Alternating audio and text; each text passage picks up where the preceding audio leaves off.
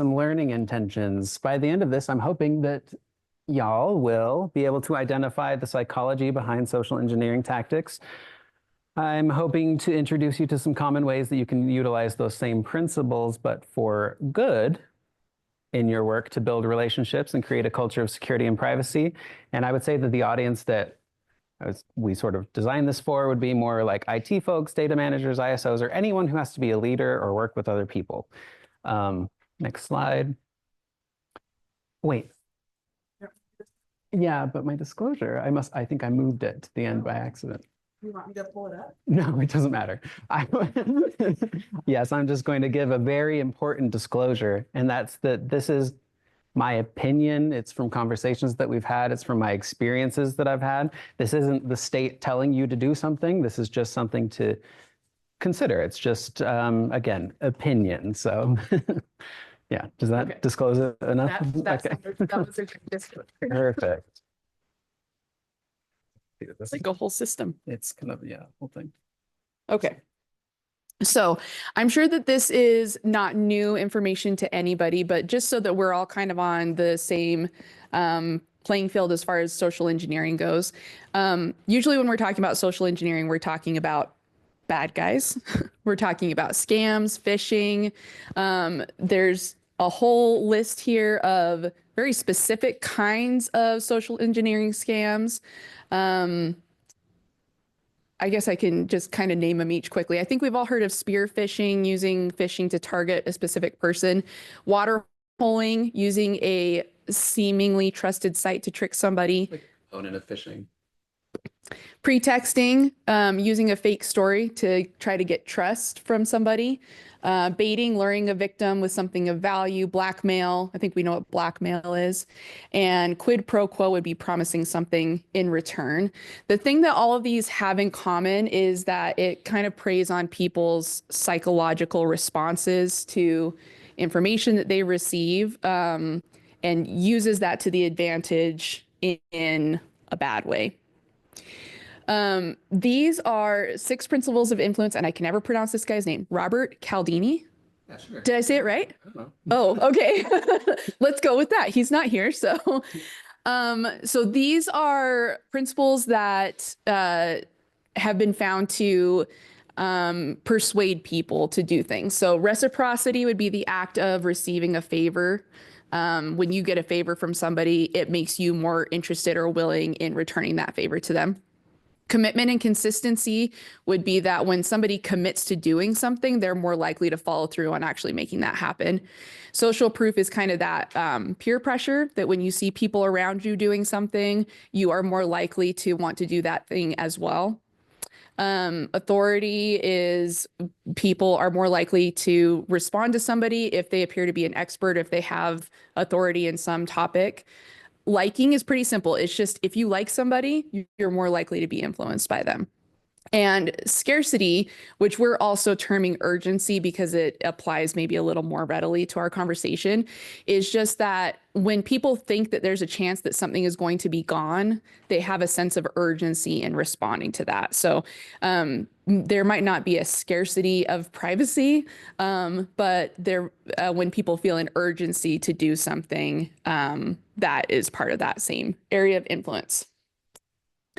When we're talking about social engineering, we see that the bad guys, the cyber criminals, scammers, tend to use the same kind of behavioral psychology that a lot of people call it FUD. So fear, uncertainty, and doubt, which is taking advantage of people's anxiety and concerns, taking advantage of people not really totally understanding what's happening, and undermining trust and confidence in people. So when we talk about all of those persuasion tactics, again, we usually think about it in terms of bad guys getting people to do things they shouldn't do. But those persuasion principles at heart are not necessarily bad. Those are just things that people use. And in social engineering, we see it used for the wrong purposes. But we could also use those same principles of influence to support people in doing good things. In this case, in protecting privacy and security in their districts. Part of that can be getting buy-in from people who are in charge and who have the means to make change happen. Part of that is in training, and part of that is in creating a culture of privacy and security in your district or charter. I would say for the buy-in part too, buy-in doesn't.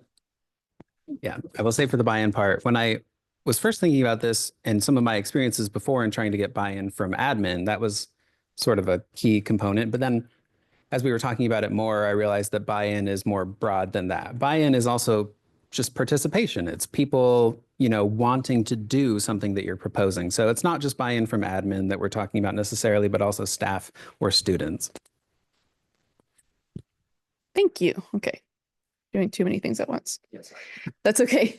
So our goal here is to take these concepts of fear, uncertainty, and doubt and transition them to something that's more positive. So transitioning from fear to enthusiasm, from uncertainty to empowerment, and from doubt to trust.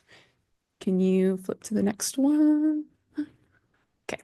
I'm going to let you do it. Okay.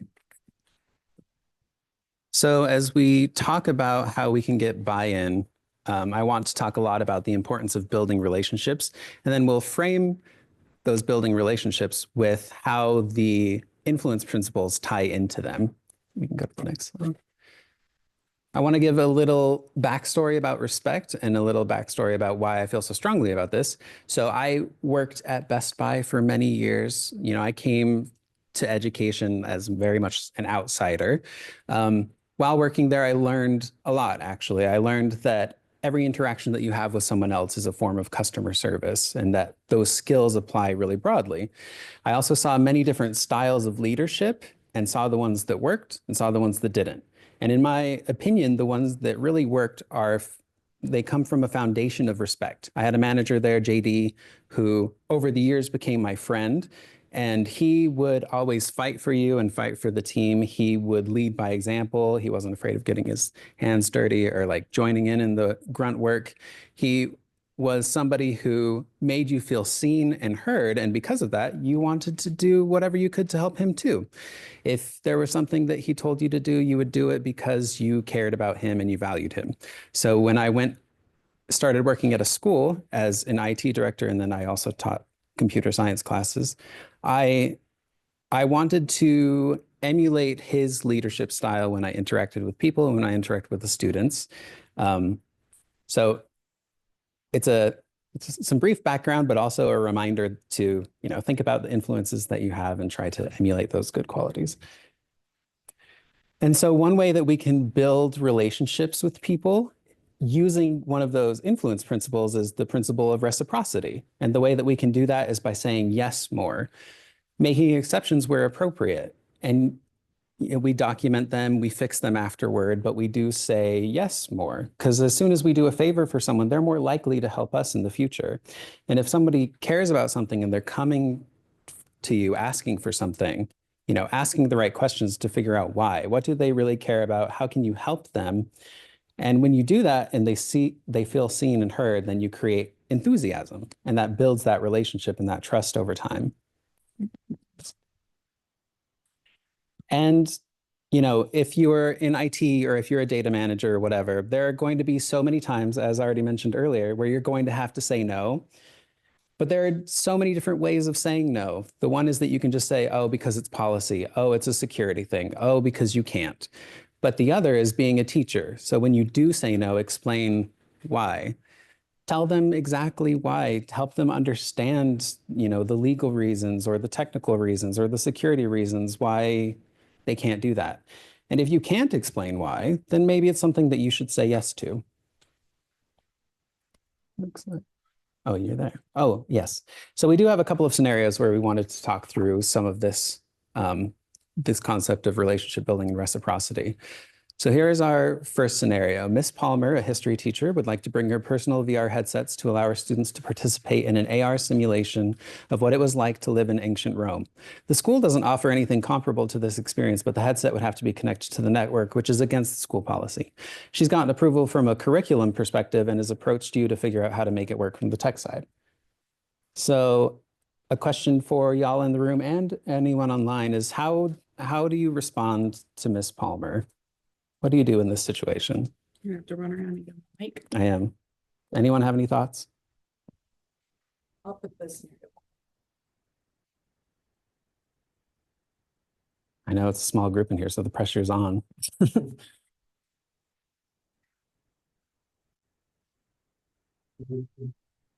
We've had to deal with this repeatedly. Yeah. And really, the first thing we try and do is figure out what exactly the tool is doing. Because if it's not doing anything that's problematic, I'm generally okay with that. But that could be either from a data collection standpoint or a network security standpoint or just network volume. You know, if you're going to have 20 of these in a classroom, is that going to take out my access points? So we've tried to cultivate that sort of relationship. Hey, well, we'll try it. I can't guarantee we're going to say yes. And we've implemented a whole like not procurement, but a whole like adoption process in my district to like, hey, let's look at this stuff first before you go buy all the things. And then I have to tell you no, because that never makes anybody all that happy. Anyone else have thoughts in the room? But yeah, that's a really good point. But the important part of what you said is that you're not just saying no, right? You have a process, you have a way for people to ask for something that they want, and you can look into how to make it work for them. And that willingness, that openness to be flexible it means a lot to people. It makes them feel seen and heard. Oh, yeah. Whitney Wallace says, explain to her the dangers associated with external devices connecting to our network and the firewall proxy needs of such headsets. We've had this issue with accounts needing to be created for these and the lack of DPA with that company. One workaround has been a district headset with only the teacher logging in. Oh, can I say something? I like that Whitney has mentioned like explaining what the dangers are. Like, I'm not just saying no because I don't have time or I don't want to. Like, there are definitive reasons for it from both like a networking side and a DPA side. But she also says, like, this is a workaround that we've come up with. So she's like suggesting I'm doing everything I can to say yes. If I absolutely can't, these are the reasons why not. She did so good, huh? Yeah, she really did. Yeah, so then on this next slide, we just have some important questions that you would ask, or what are the important questions to ask? How could you make this work for her? Like if we use network segmentation, if it exists only on its own thing, if there's no student data going into it, maybe that's okay. Is it worth the work for one person, for one classroom experience? I would say yes. I think that by saying yes more, you gain a lot of cachet with people. You gain that relationship where people see you as an ally. They see you as a friend. They see you as someone who wants to fight for them. What happens if you say no? We'll talk a bit about this, but you know, we do have to say no sometimes. That's obvious, but often there can be an issue in saying no because people don't like being told no, and they will often try to skirt around those restrictions that you put in place. So that is a balancing act too, and we'll talk more about that. Okay, scenario number 2. Mr. Cooper discovered a new note-taking app with some AI features while scrolling online. He's impressed by all its features and feels like it will improve his productivity and knowledge management, making his job easier and saving time. He asks IT if he can install it on his work device. You know that the company has a poor track record for vulnerability management, and you also don't trust how they handle data for their new AI functionality. Your face was like, I sent them your training slide and have them come visit my school and talk. I love that. Can you say that again? I just want everyone to know.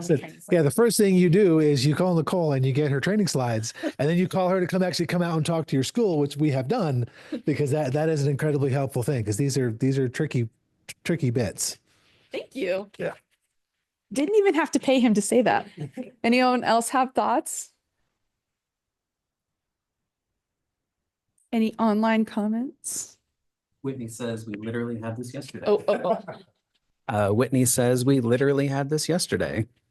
Oh, that is all? Oh. Since only the adult is logging in, we don't necessarily have a student data issue unless they start feeding the AI student information, whether on purpose or accident. Oh, okay. So maybe looking for an opportunity to say yes to this person after explaining like the concerns around student data privacy. I like that. Any other thoughts from the group? I'm like so ready to run to anybody. You want to? maybe it's just the auditor in me, but do you have a policy on AI? What's the AI policy at your school? Is it a no AI? Is it should document what information can be fed into it anyway, from that standpoint, so that would kind of be an extra layer of protection. Yeah, I like that. Leaning on a policy is also important. It's that same thing about explaining why we're saying no. I'm not just being a jerk. We have a policy about this. This is what our whole school district goes by. Yeah, I love that. Do you want to say some things about this? Yeah, I forgot that we switched it around. Yeah, so what are some important questions to ask? How are they going to use it? What's the risk? Are there alternatives? For this one, this is a case where I would say no. If a vendor has a poor track record for vulnerability management and I don't trust them, I don't really want that application on a school device on the network. But again, there are ways that you can frame that conversation. I would often notice that when people would come to me and they'd want to use some new tool that they were excited about, it's because they saw a demo, they saw some functionality, they saw some features, without realizing that maybe we already have some tools that offer those same functionalities. Maybe these people just need professional development on use a safer tool for what they were trying to do in the first place. So it's an example where you can say no, but in the process of doing that, you're building a relationship because you are exploring alternatives. You're trying to make something work for them and explaining why you don't feel comfortable with this one. And I will say, again, what happens if you just say no? I think this might be the next slide, so we can hit the next one. Okay. Is it? Yes. Availability is a security principle. We have confidentiality, integrity, and availability. And availability doesn't just mean keeping systems operational, keeping them available. It also means that there's availability for people to do their jobs without much friction, without a lot of pushback. And that's such a delicate balance when we talk about security. But ease of use prevents people from skirting controls. If you just say no, often people will try to go around what you said and they'll end up doing something potentially worse. So availability is something that I think about a lot. And it's important for us to try to be secure with data privacy, with security, while not making things too restrictive and too locked down and difficult for our users.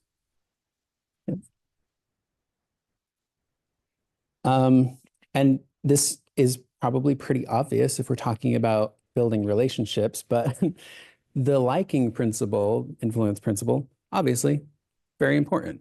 When people can see you as a person and not just a coworker, not just an employee, not just somebody who fixes something for them, that connection creates this relationship where they see you as a person and they care about your needs and your wants. They'll be more likely to work with you and to compromise. And that goes both ways, that compromise. I've seen and I've felt that keeping the peace is often more important than getting your way. There are times when we just have to do something that we don't want to, and it's not worth the fight. And that capital and that energy can be spent better elsewhere. Focus on what you can control and understand that people can change their minds later. I have plenty of examples of that.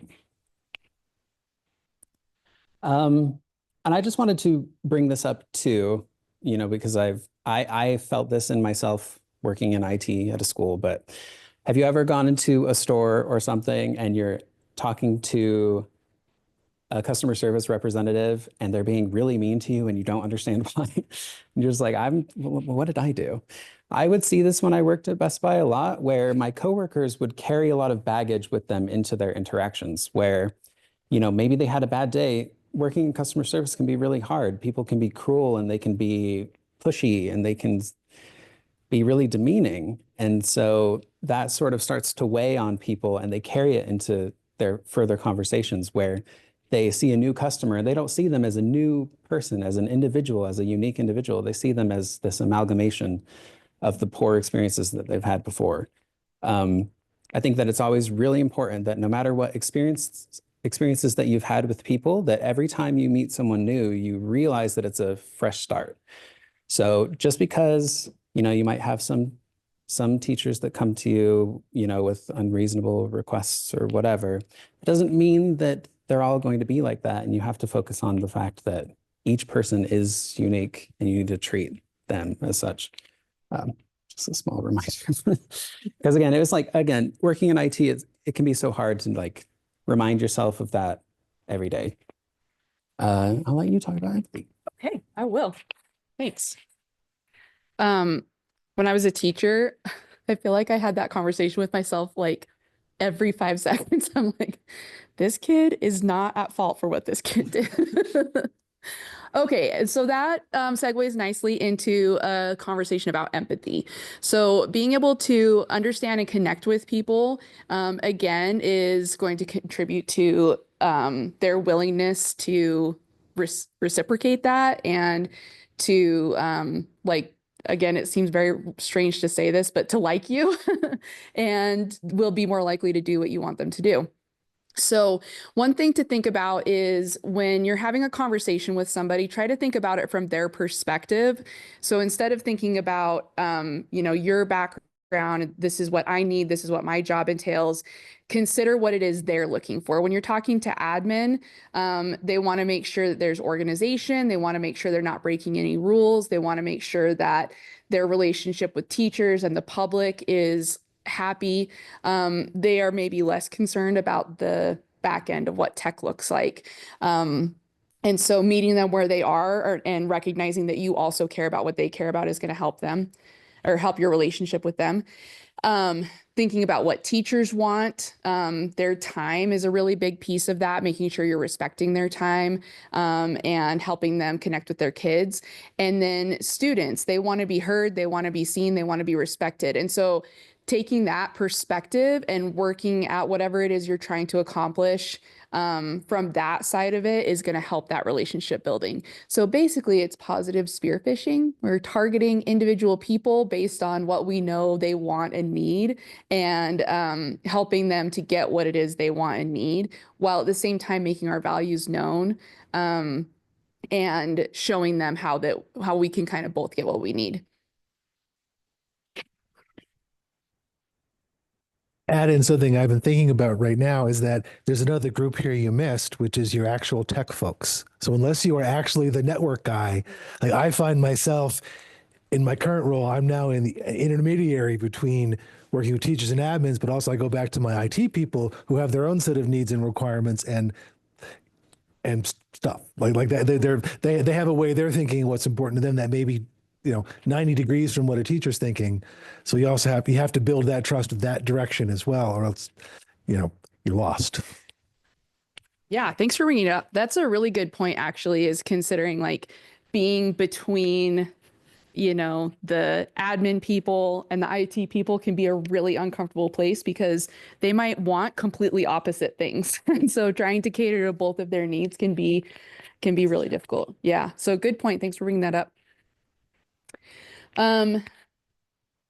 Oh, I forgot we had this. So as an example, if you wanted to implement MFA and you're looking for buy-in from your admin, how could you go about framing it to meet some of the needs of the admin? We already know what our needs are, wanting to put MFA into effect. How could we talk to admin about it to try to cater to their interests and needs? I am again so ready to run around the room.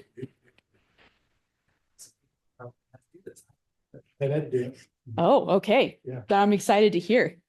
Otherwise, I'm going to start picking on people. Multi-factor authentication. So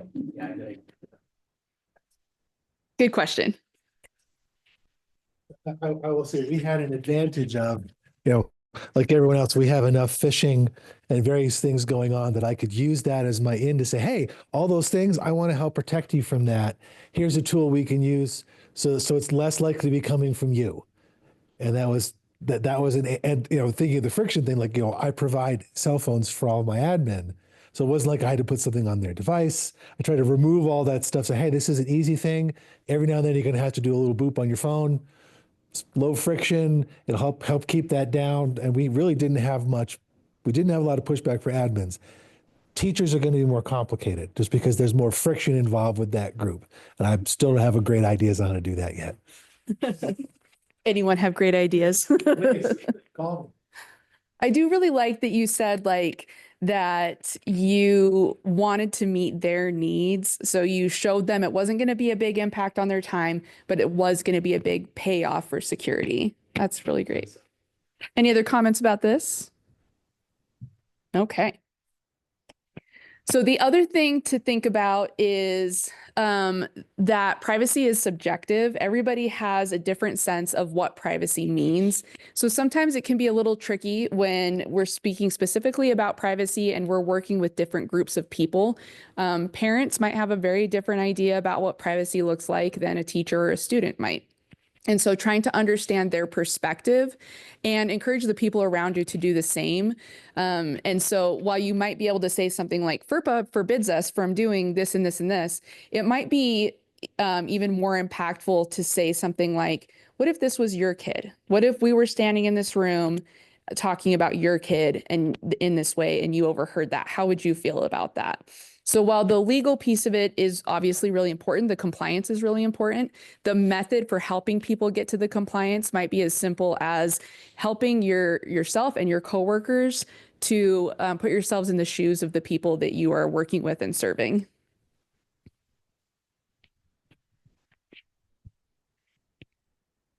Yes, and so another component of getting that buy-in is creating allies and champions. I think it's super important to have allies and champions. And, this ties into that principle of social proof where people are more likely to do something if they see other people doing it. If you can create one person who can advocate for security or advocate for privacy, that can spread endemically in a really positive way. And as practices become more common, there's less friction. Once something becomes codified, once something becomes just a common thing, people don't feel as burdened by it. And we've seen this happen with SDPA, which, comparatively isn't that old, like 2017, right? That's not that long ago. And yet there's been so much progress from that being implemented of people thinking and talking about privacy.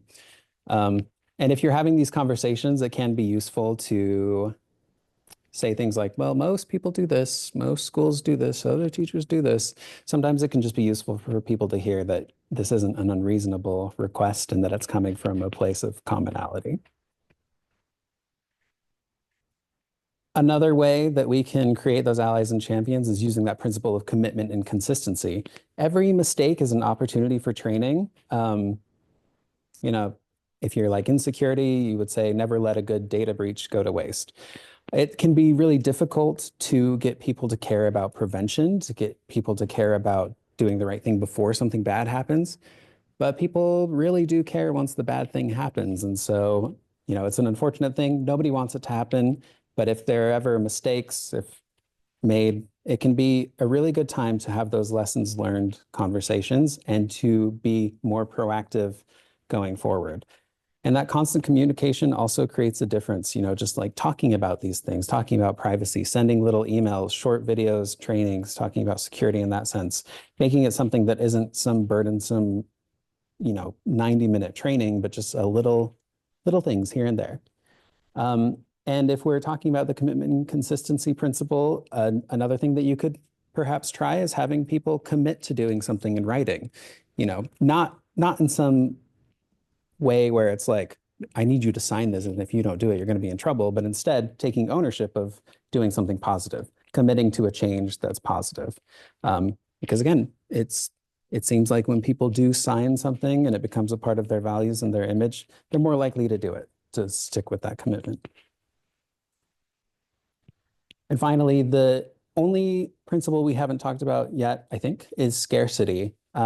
And when we're talking about creating allies and champions, I think about scarcity in terms of recognition.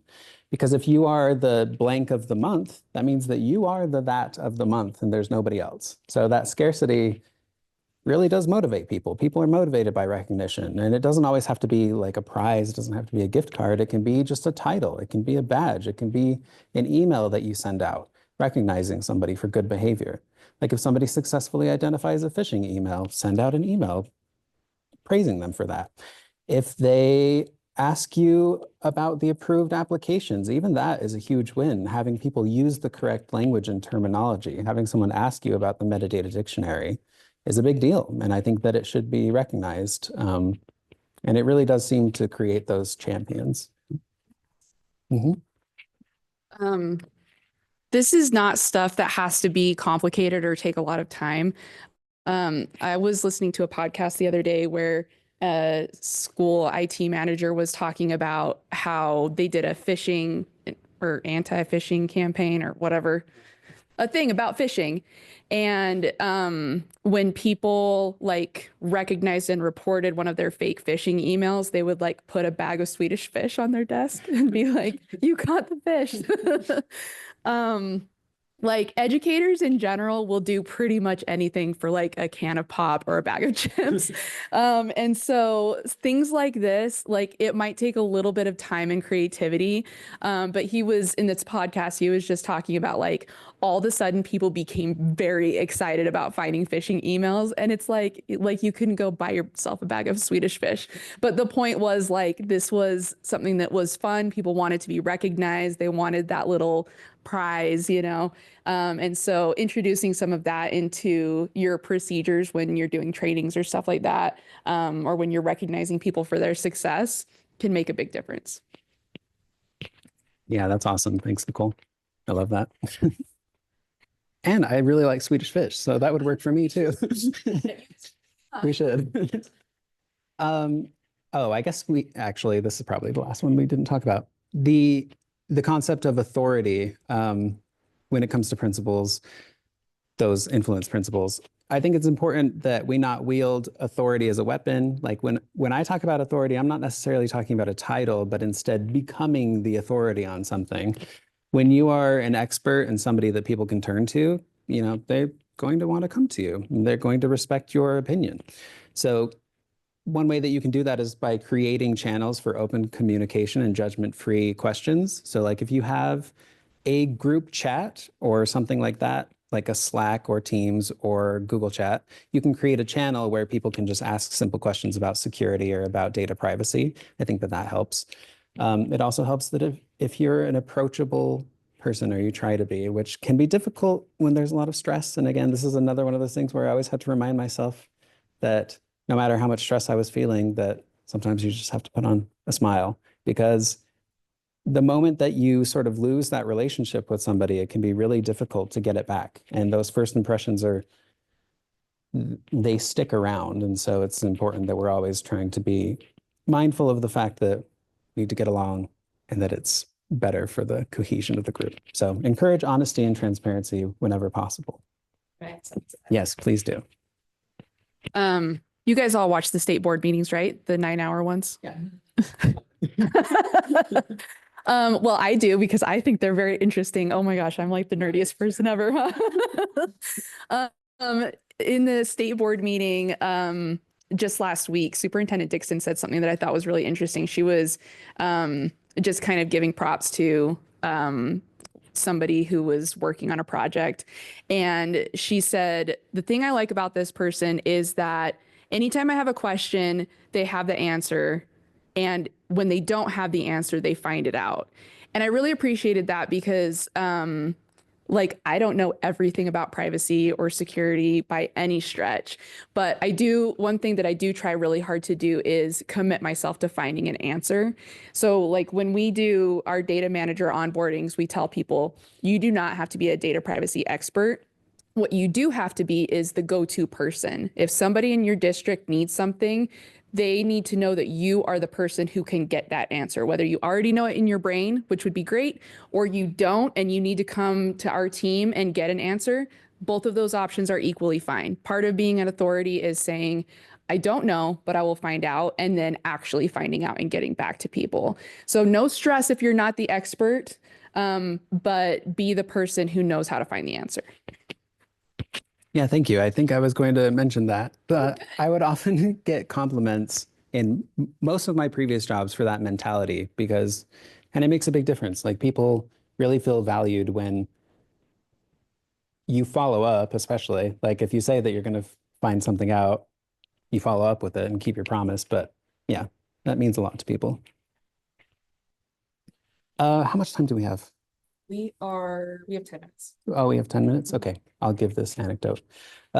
So as I think I already mentioned, I was the IT manager at a charter elementary school, and I was also the IT department. It was just me. But that meant that I was the bad guy who had to filter the kids' like internet browsing. Um, and they would constantly ask me all the time. They'd be like, well, unblock this site, unblock this site, unblock this, which were usually just like game sites that they wanted to go to during free time or indoor recess or something. And instead of just saying no, because again, in my mind, I would rather it be a website that I vet and I looked at and I approved versus them just going to Google and typing unblocked games for schools and looking at a bunch of like shady proxy websites. So I would vet the website. Sometimes I would block certain subdomains or block certain pages. I would block a login page so they couldn't log in. But it was still a resource that I vetted. And because the kids really respected that and because they liked me, they would often like self-report basically. So they would tell me when other kids were doing things that they weren't supposed to, or they would tell me ways that they got around the content filter themselves. And even in moments when I had to like send them to the office or call their parents because they liked me and because I was like honest and transparent with them, they were like, oh, that's fine. So, and that honesty and transparency has always been so important for me too.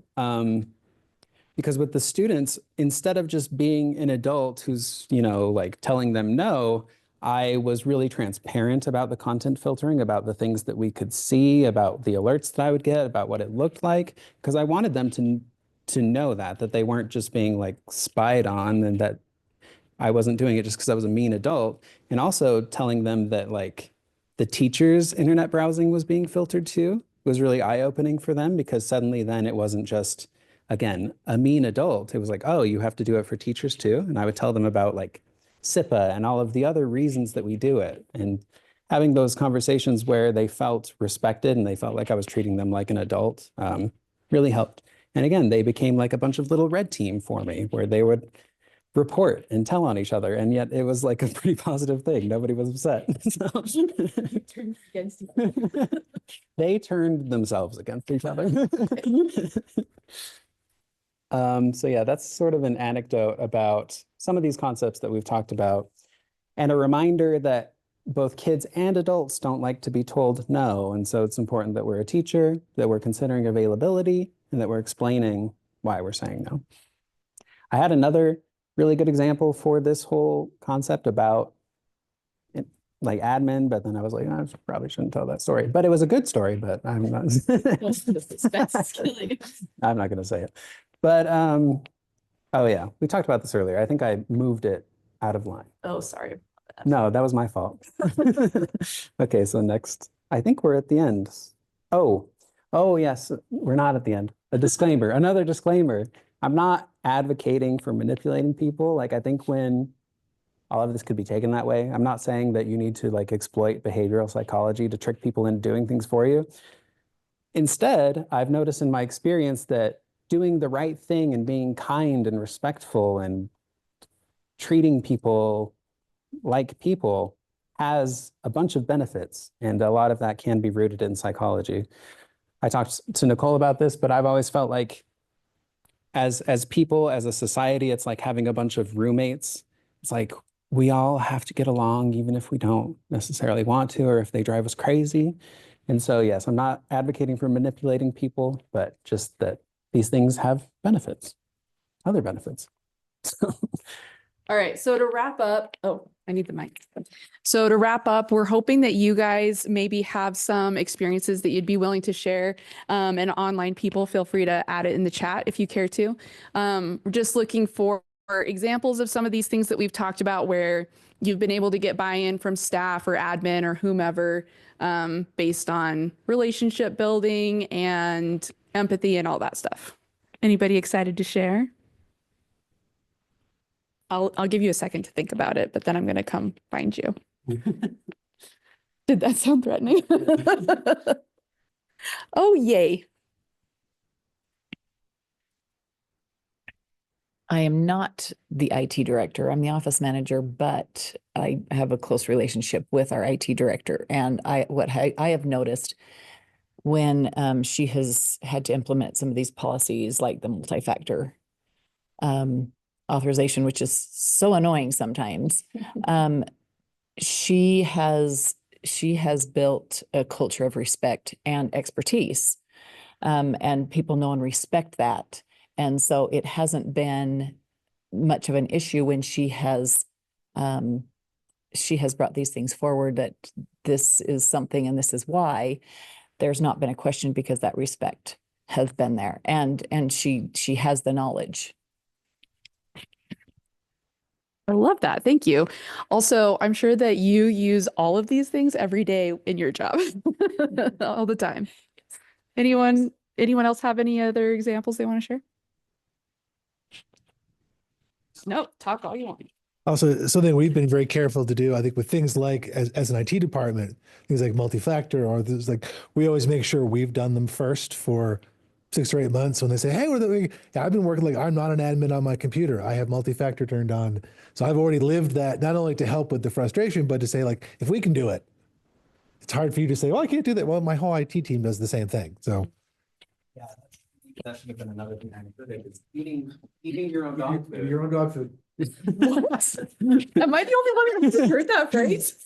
It's common in like software development. Yeah, sometimes you need to eat your own dog food. Too. Use the tools you write. Yep. Use the tools that you write, use the processes that you're implementing, be a participant in whatever you choose to do. Yeah. Okay. Eat your dog food. Great. We get any online? No. Okay, that's okay, because we're getting close to you. Yeah.